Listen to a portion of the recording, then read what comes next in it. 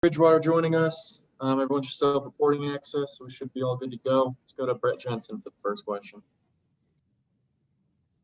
Brett, you need to unmute yourself. Sorry about that. Teddy, a couple quick questions. One, that last play to Curtis there, what was the play on that, and why did you end up going short to Curtis so far from the first down? And second of all, these late game situations, we've seen these situations where you guys are 0 for 7. Do you think you guys become a little bit too conservative throwing the ball downfield, whether it was against Kansas City or even today? Do you think you are being a little bit too conservative sometimes? I was just trying to stay within the game plan, the system. And that fourth down situation was one of those deals where I would have liked to got the ball past the first down. So I was stepping up in the pocket. Basically saw Curtis pop. The defense ran a stunt. And I just figured get the ball out. That's better than taking a sack right there.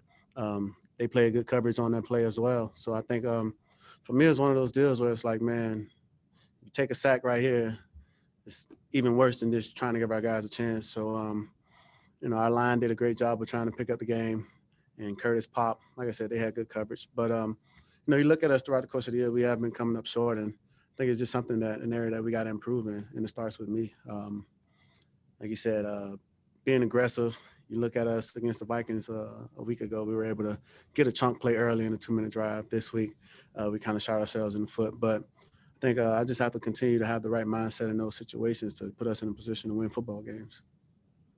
Let's go to David Newton for the next question.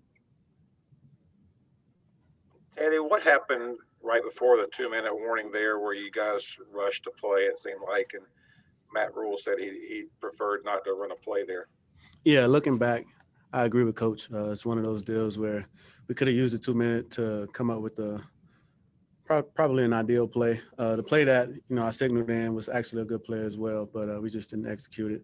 But like Coach said, it's one of those deals where we use the 2-minute, we can talk about it on the sideline, and now come up with the right play and maybe make it fourth and manageable, or we come up with a play to get the first down on third down.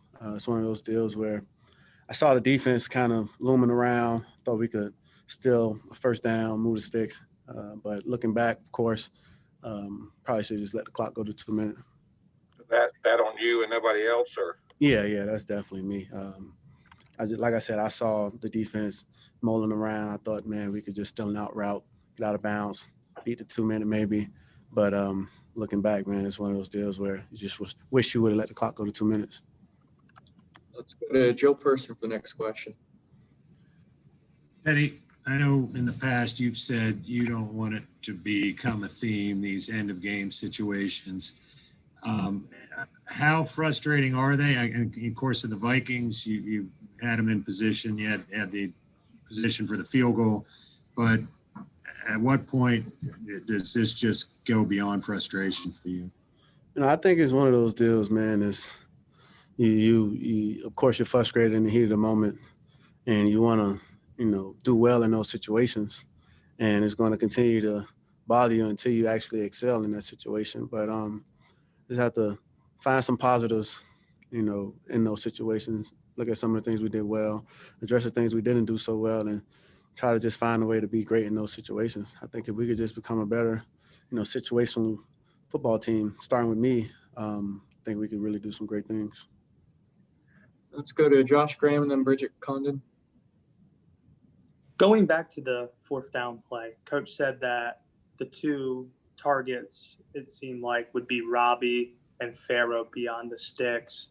Did you, based on what you remember, were they both covered, or was it just simply Curtis crossing and you felt that he could get it without even looking downfield? No, they definitely played the coverage. And I had my eyes to Robbie.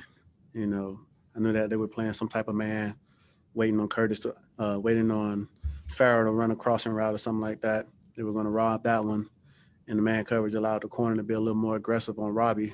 So they ran a little game inside with the D-line. And as I was stepping up, felt the looper, just coming free. Our guys did a good job of getting a hand on him, trying to slow him down. But like I said, Curtis just ended up popping as I got through the progression. I wish I could have, threw the ball to the sticks, but I think it's one of those deals. If I tried to just throw it to the sticks, I may have just gotten sacked or something like that. But like I said, it's one of those deals I wish I could have got the ball to the sticks. Hi, Teddy. I have 2 quick questions. The first one, Coach Rule talked about, he says he takes responsibility for the 1-score loss. And I just want to get your perspective on, does that fall completely on the coach? Do you guys take responsibility for that, for not being able to execute? And now with 7 of your 9 losses coming from just 1 score, what is it like for you to hear that stat? It's nerve-wracking, but it's easy for coach to say it's his fault, and things like that. But us as players, starting with me, we have to take some ownership in this as well and be accountable and understand that the coach's job is just to get us to Sunday. It's our job to go out and execute on Sundays. And you watch us in the first half, we didn't do anything. We had our defense on the field too long. We were committing penalties, moving ourselves back, negative plays. And when you do those type of things, that's not coaching. That's on us as players. I have to continue to, once I get in rhythm in these games, man, it's like our offense flows and everything flows off my energy. So if I could just come out hot or just have the right mindset, have the right energy and pass it along the sideline, I think it'll help us. And then going off on that, how much do you think not having DJ out there today kind of added to not being able to get that flow? I mean, I know a lot of times he can be that spark for you guys on offense. We never want to make excuses. We have complete confidence in the guys who are out there with us. Guys know that in this league, man, they get an opportunity to step up when the number is called. And, some of those guys made plays today. You watched Farrell fly around today, made a couple plays for us, some big first downs. He's doing some great things in the return game. He's run blocking on the perimeter. So it's one of those deals where, we have complete confidence and trust in everyone who's out there. All right, guys, that's going to do it. Teddy, thanks for stopping by. No problem. Thank you.